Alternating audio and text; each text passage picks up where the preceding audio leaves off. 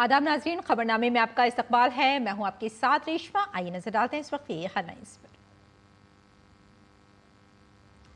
मरकजी काबीना ने गन्ने के काश्तकारों को दिया तोहफा। मरकजी वजीर अश्विनी वैष्णव ने बताया कि गन्ने की मुनासिब मुनाफा बख्श कीमत बढ़कर 355 रुपए फी क्विंटल हो गई। मेघालय के मौलिंग खनक से आसाम के पंचग्राम तक green field high speed corridor को दी तरक्की मंजूरी।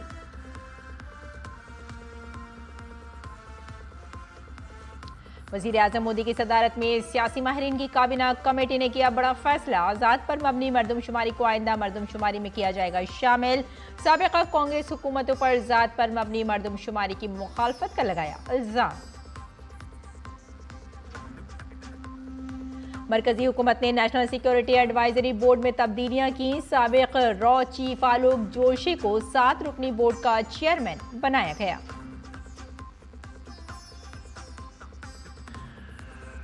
एनआईए की टीम ने पहलगाम दहशतगर्दाना हमले की जगह का दोबारा किया दौरा। हमले से मुताल्लिक 100 से जायद लोगों के बयानात किए कलमबंद। अटौरी सरहद से पाकिस्तानी शहरियों की मुल्क बदरी का अमल जारी। आम आदमी पार्टी के लीडर मनीष सिसोदिया और सत्येंद्र जैन नई परेशानियों में घिरे। दिल्ली में सरकारी स्कूलों की तामीर में 2000 करोड़ रुपए की बदुनमानी के मामले में एंटी करप्शन ब्यूरो ने किया मामला दर्ज।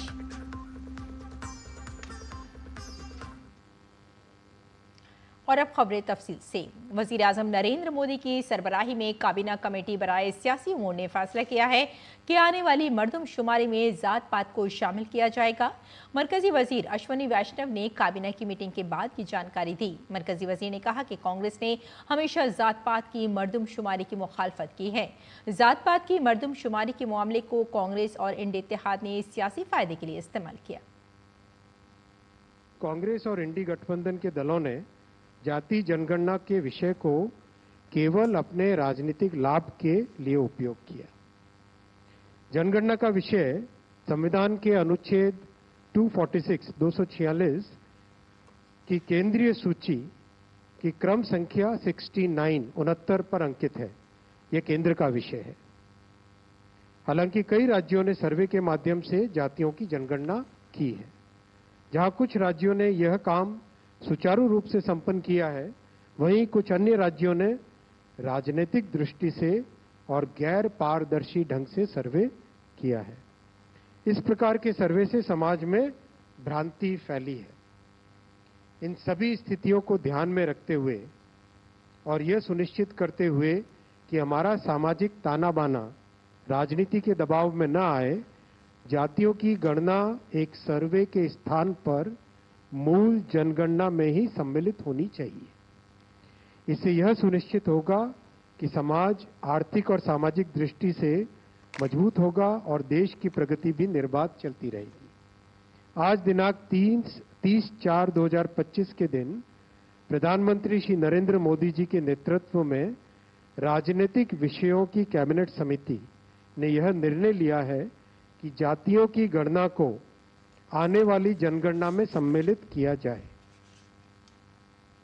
मरकजी काबीना ने चीनी सीजन 2025-26 के लिए 10.25% की बुनियादी वसूली की शरह के लिए गन्ने की FRP 355 रुपए फी क्विंटल की मंजूरी दे दी है, जिसमें 10.25% से ज्यादा हर 0.1% इजाफे पर 3.46 रुपए फी क्विंटल का प्रीमियम फराहम किया जाएगा और वसूली में हर 0.1% कमी पर FRP में 3.46 रुपए फी क्विंटल की कमी की जाएगी। चीनी सीजन 2025-26 के लिए गन्ने की मुनासिब और मुनाफा बख्श कीमत 355 रुपए फी क्विंटल मुकर्रर की गई है। ये बैच मार्क कीमत है, जिसके नतीजे में इसे खरीदा नहीं जा सकता। आज निर्णय लिया गया है कि fair and remunerative price sugar cane का रहेगा 355 रुपीज पर क्विंटल और इसके ऊपर 0.1% पे एक एडजस्टमेंट है और नीचे 0.1% होने पर एक रिकवरी अगर 10.25% से कम होती है तो उसका एक एडजस्टमेंट है। बहुत ही साइंटिफिक फॉर्मूला है। बेसिक तौर पे अगर आप देखें कि जो कॉस्ट है all India weighted average cost of production of sugar cane वो है 173 रुपीज पर क्विंटल। ऑलमोस्ट उसका डबल प्राइस डिसाइड किया गया है 355 रुपीज पे, 105% more than the cost.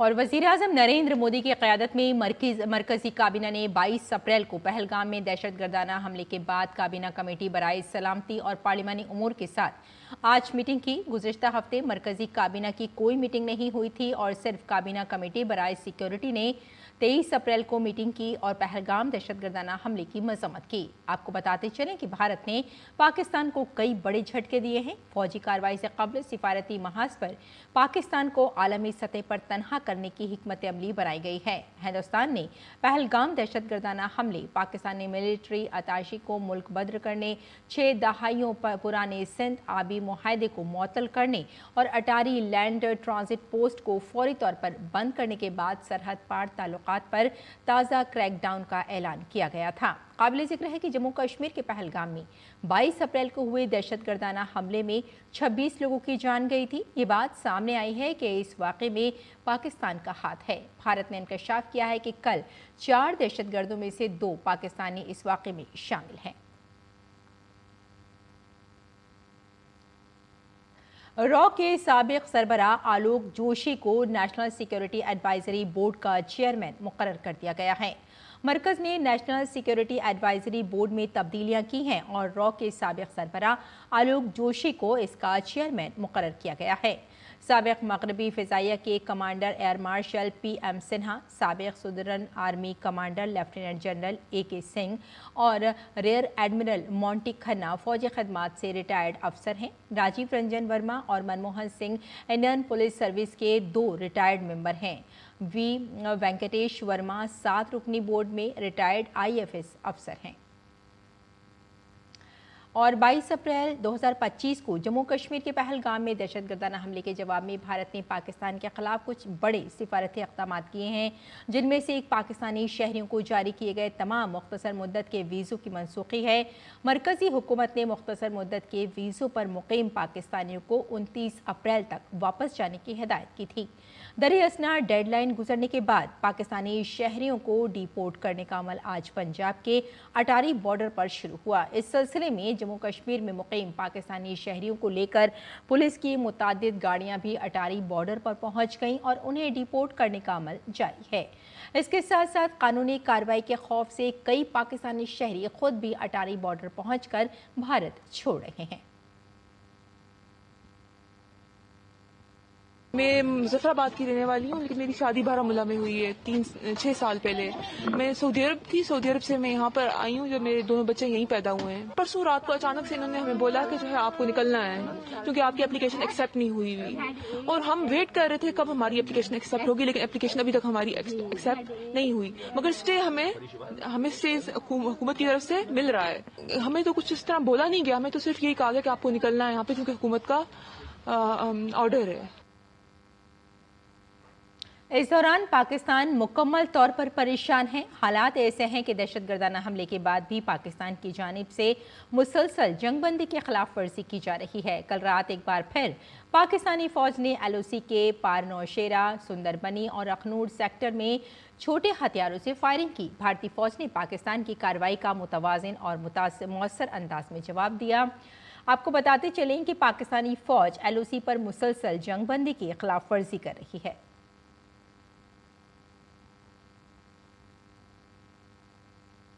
Jammu Kashmir में पहलगाम हमले के बाद वादी में सिर्फ चुनिंदा सयाह ही नजर आ रहे हैं। लाल चौक, डल गेट या डल झील वादी में खामोशी छाई हुई है, जो कभी सयाहों से खचाखच भरी हुई थी। तमाम सियाहती मकामात पर सिक्योरिटी के इंतजाम बढ़ा दिए गए हैं। DD न्यूज़ के नुमाइंदे अश्वनी मिश्रा ने जाए वक़ूअ का दौरा किया और सूरत हाल का जायजा लिया।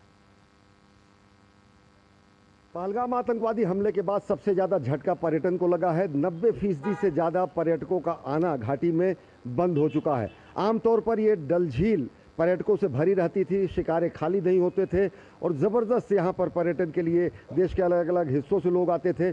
लेकिन अब स्थितियाँ बदल चुकी हैं। सुरक्षा के व्यापक इंतजाम किए गए हैं। डल झील जैसे मुख्य पर्यटन क्षेत्र बंद नहीं किए गए हैं। 48 से ज़्यादा जो अन्य पर्यटन स्थल जो है वो जो बंद किए गए हैं वो बेहद सुदूरवर्ती क्षेत्र में हैं। लेकिन सुरक्षा कारणों से भले ही इन्हें बंद किया गया हो, लेकिन आशंका पर्यटकों के मन में ऐसी है कि शिकारे यहाँ खाली है, पर्यटकों का आना बेहद कम है। कैमरा पर्सन पीयूष वर्मा के साथ अश्विनी कुमार मिश्र, डीडी न्यूज़, डल झील, श्रीनगर। और नेपाल से मुत्तसिल उत्तर प्रदेश के सरहदी अजला में तजवुज़ात के खिलाफ योगी हुकूमत की बुलडोज़र कार्रवाई जारी है। इंतज़ामिया मुसलसल 4 दिनों से श्रावस्ती ज़िले में तजवुज़ात हटाने का काम कर रही है।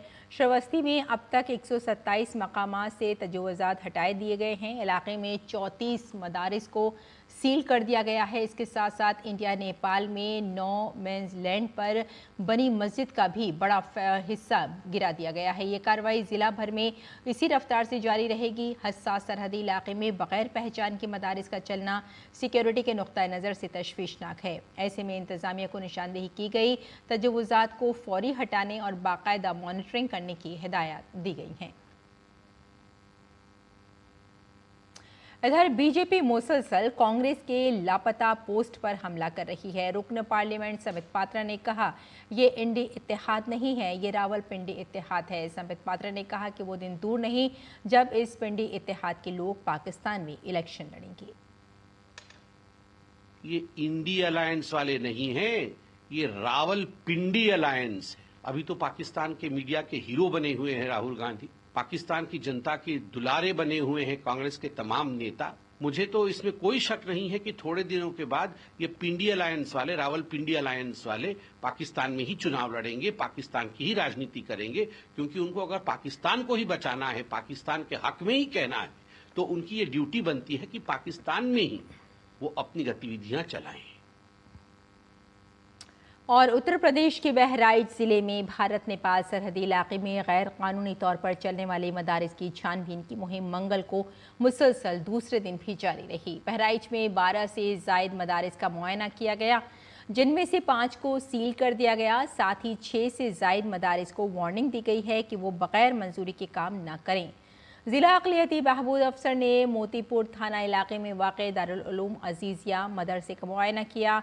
मदरसा ऑपरेटर ज़मीन, आमदनी, अखराजात, दाखिला और तलबा के हाज़िरी रजिस्टर समेत कोई भी दस्तावेज़ात नहीं दिखा सके। इसी वजह से मदरसे को सील कर दिया गया। इसके साथ साथ मदरसा दारुल उलूम अहले सुन्नत और मदरसा अरबिया इस्लामिया को काम न करने की तंबीह की गई। तहक़ीक़ात के दौरान ज़्यादातर मदारिस बग़ैर किसी दस्तावेज़ात के निजी घरों में बग़ैर किसी मेयार के पाए गए। भारत नेपाल सरहद खुली है, हसास इलाकों में गैर तस्लीम शुदा मदारिस चलाना सिक्योरिटी के नुक्ता नज़र से तशवीशनाक है।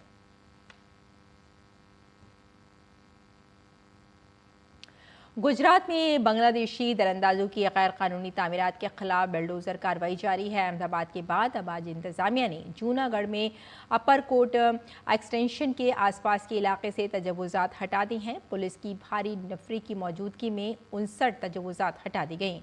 मिसमारी की इस मुहिम में 8 समाज दुश्मन अनासिर के मकानात भी मस्मार किए गए हैं। तकरीबन 16,000 मुरब्बा मीटर सरकारी अराजी से तजवुज़ात हटा दी गई हैं। इंतज़ामिया ने क़ब्ल अज़ीं तजवुज़ात करने वालों को नोटिस जारी करते हुए उनसे नाजायज़ तजवुज़ात हटाने को कहा था, लेकिन बांग्लादेशी दरअंदाजों ने उन्हें नहीं हटाया। इसलिए आज इंतज़ामिया की जानिब से नाजायज़ कब्ज़ा हटाने के लिए कार्रवाई की गई। इंतज़ामिया का कहना है कि ज़मीन की मार्केट कीमत तकरीबन 50 करोड़ रुपए है। इस ऑपरेशन के लिए JCB 10 और 10 ट्रैक्टर समेत कई आलात इस्तेमाल किए गए हैं। आने वाले वक्त में 100 से ज़ायद गैर कानूनी मकानात गिराए जाएंगे। जूनागढ़ में जो ऊपरकोट विस्तार है उसके आसपास के जो एनक्रोचमेंट एरिया है वहाँ पे एनक्रोचमेंट का हटाने का सब आयोजन आज हमने किया है और कुल 59 प्रॉपर्टीज है उसको प्लेस से उनका एनक्रोचमेंट रिमूवल किया गया है। आज टोटल हमने उनको कलम 61 का नोटिस भी दिया था, 202 का नोटिस भी दिया था, लेकिन वो जो दबाण नहीं हटे थे तो हम आज उनको हटा रहे हैं। और सुप्रीम कोर्ट 13 मई को गैर कानूनी मजहब तब्दीली के खिलाफ उत्तर प्रदेश, उत्तराखंड, हिमाचल प्रदेश, मध्य प्रदेश और गुजरात में बनाए गए कानून को चैलेंज करने वाली अर्जियों की समाअत करेगा।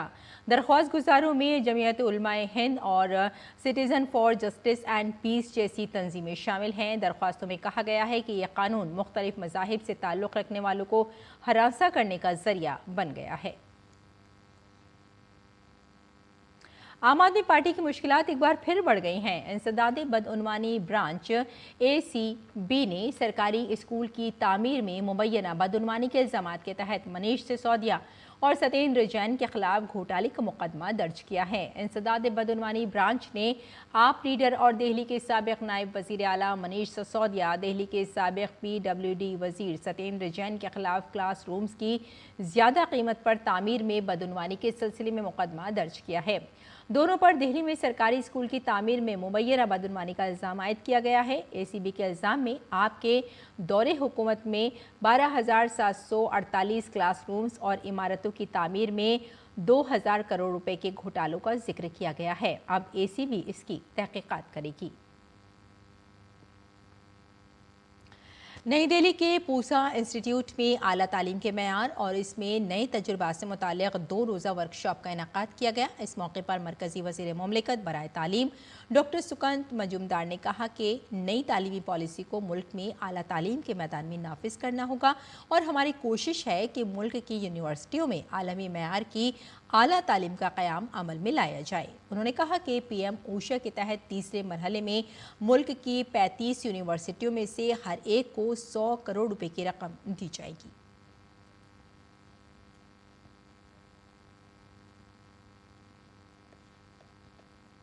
NEP 2020 aims to create an education system that is inclusive, flexible, and multidisciplinary, offering the best of both traditional values and modern global standards.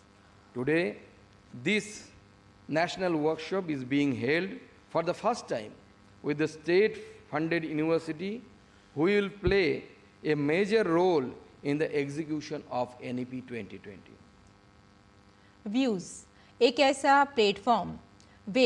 ऐसा प्लेटफॉर्म जहां मीडिया, तफरी और टेक्नोलॉजी की दुनिया से तख्लीक़कार, इख्तराकार, सरमायाकार और फनकार इकट्ठे हो रहे हैं। स्टेज पहली बार ऑडियो, विजुअल और एंटरटेनमेंट समिट के लिए तैयार है। वेव्स 2025 1 से 4 मई तक जियो कनेक्शन सेंटर मुंबई में मुनक़िद होगा। और क्या खास रहने वाला है इसमें, आइए जान लेते हैं। वेव्स 2025 जो मीडिया, तफरी और टेक्नोलॉजी की दुनिया से तख्लीक़कारों, इख्तराकारों, सरमायाकारों और फनकारों के लिए बेहतरीन प्लेटफॉर्म फराहम करने जा रहा है।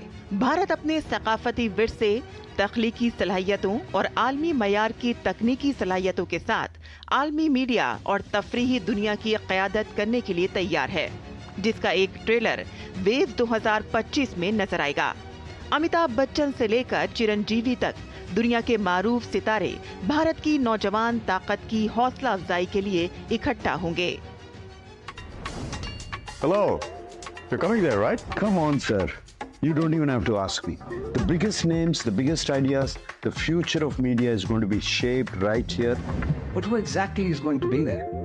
Global leaders, entertainment's के sharp minds और innovators who are breaking boundaries.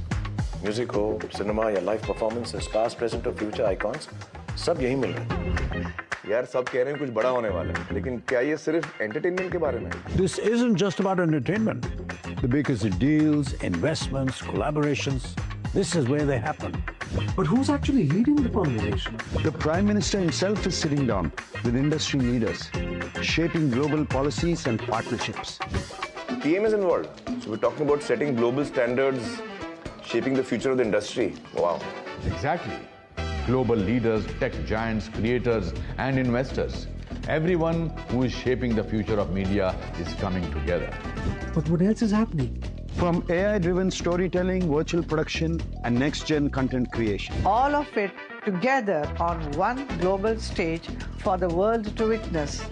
इतना कुछ बदल रहा है, लेकिन ये सब क्या क्रिएटर्स के लिए सच में मतलब रखता है? Really, नए platforms, बड़े collaborations, a global audience. It's about breaking boundaries and taking creativity to places we never imagined. So this isn't just another event. This is where industries actually transform. Exactly. This is where ideas become reality. The biggest stage, the sharpest minds. I'm definitely in. Are you?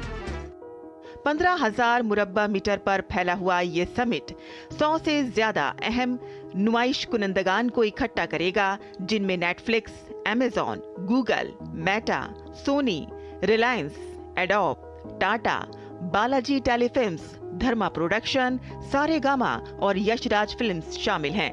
Summit का मरकज 1470 मुरब्बा metre में फैला Indian pavilion होगा, जो art से court तक theme के तहत भारत के भरपूर विरसे का जश्न मनाएगा।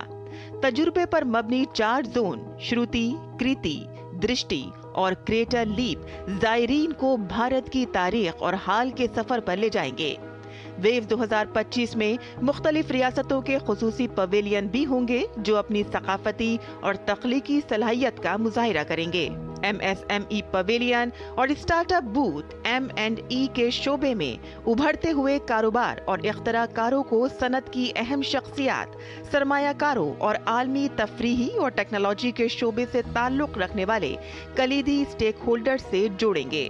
गेमिंग एरिना एक बड़ी तवज्जो का मरकज होगा, जिसमें माइक्रोसॉफ्ट और एक्सबॉक्स, ड्रीम 11, क्राफ्टन वगैरह जैसे मारूफ ब्रांड्स शामिल हैं। वेव्स 2025 वो जगह है कि जहां रिवायत और जिद्दत एक साथ आएंगे, जो कहानी सुनाने, टेक्नोलॉजी और तफरीह के मुस्तकबिल को तश्कील देगी।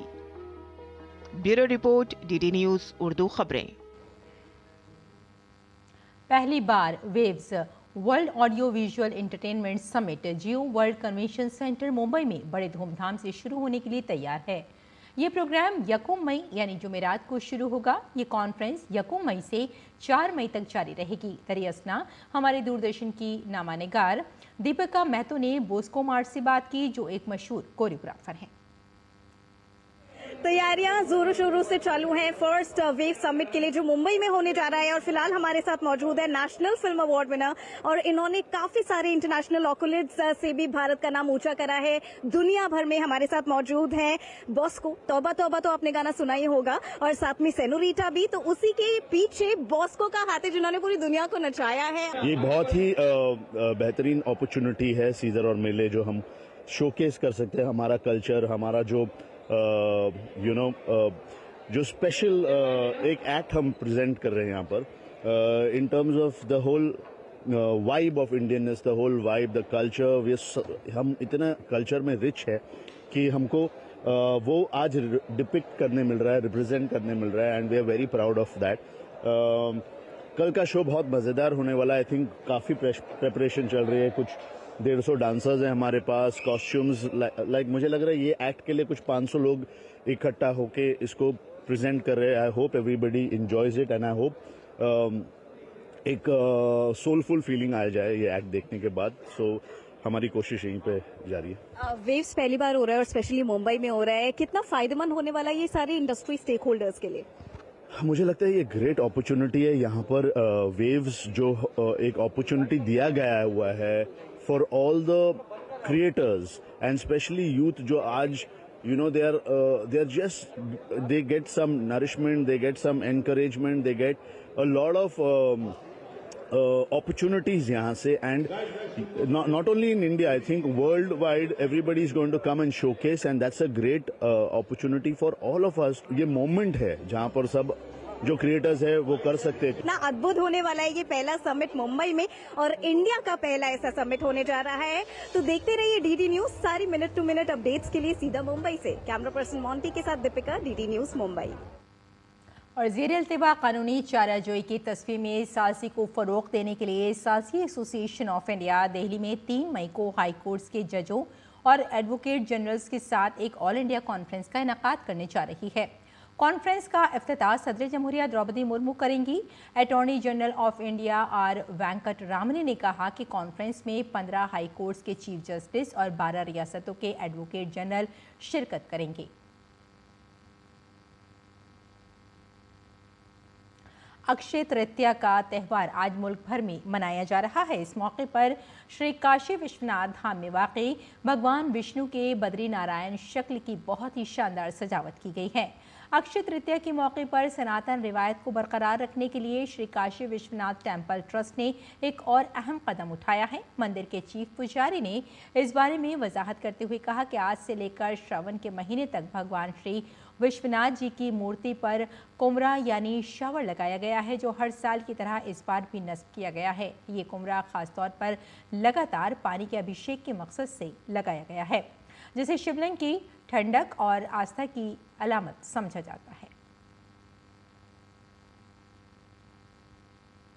तो नाज़रीन, खबरनामे में फिलहाल इतना ही। इजाज़त दें, आदाब।